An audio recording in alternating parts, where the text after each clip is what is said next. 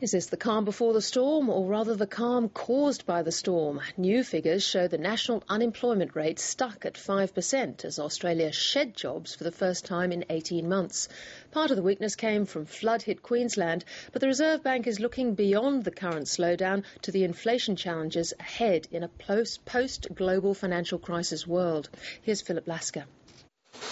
The economy isn't churning out jobs like it used to.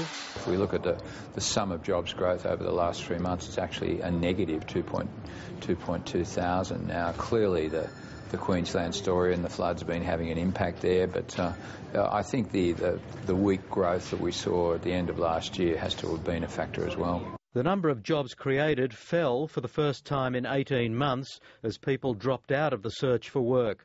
But they were part-time jobs, so hours worked actually rose during the month. And the official unemployment rate was a steady 5%, leaving the government with a different take. It's a really strong result, reflects a strong economy, but clearly Queensland's going to have a huge impact on our whole economic performance. Job numbers fell the most in Queensland, while New South Wales recorded the strongest increase. The benefits of these high commodity prices aren't just a story for Western Australia or Queensland, but they're also a story for elsewhere in the economy. And that's just what the Reserve Bank was saying yesterday. We can generate a lot of extra income for the country by selling our natural resources to the world, which really wants them and is prepared to pay high prices.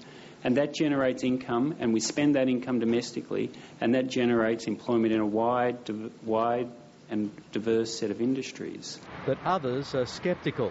We can't ignore the fact that finance, retail, wholesale, transport, real estate, all of these factors can require more than a booming mining sector to justify continuing strong jobs growth. But it seems the Reserve Bank is busy delivering its message around the world that the resources boom driven by Asia's development will be around for a long time.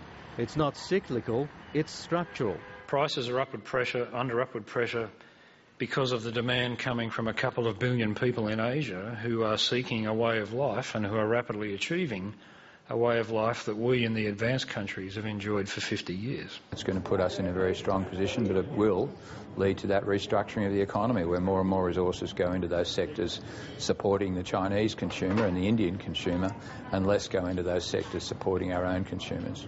The jobs will still be there, but they'll be different jobs, and some expect the employment market to bounce back with a vengeance. Looking into the middle of the year, because these big gas and mining projects are really going to start getting underway then, and that's going to create quite a significant amount of extra demand for labour, and you'll start to see production and investment pick up.